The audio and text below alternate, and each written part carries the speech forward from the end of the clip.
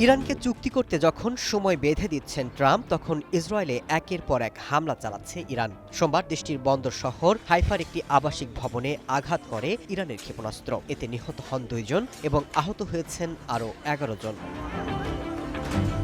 যুদ্ধ শুরু হওয়ার পর থেকে ইসরায়েলের উত্তরাঞ্চলকে বারবার নিশানা করছে ইরান। ওই হামলায় ইসরায়েলের সংবাদ মাধ্যমে দাবি করা হচ্ছে নিখোঁজ রয়েছেন 4 জন। আরও অনেকে ধ্বংসস্তূপের নিচে আটকা পড়ে থাকতে পারে বলে আশঙ্কা করা হচ্ছে। ধ্বংসস্তূপের নিচে আটকা পড়াদের কাছে পৌঁছাতে উদ্ধারকর্মীরা আপ্রাণ চেষ্টাও চালাচ্ছেন। ভবিষ্যৎ হোক নিরাপদ, বিনিয়োগ হোক বিশ্বস্ত, আর আমার পছন্দ সল্ট বে। ওয়েলকাম টু সল্ট বে।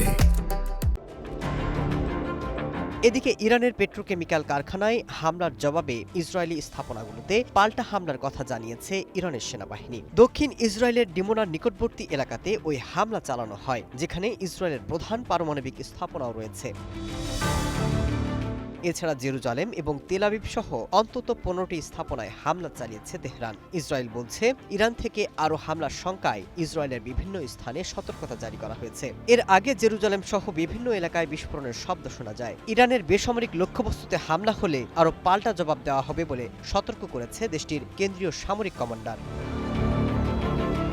Masud Rana, one international desk.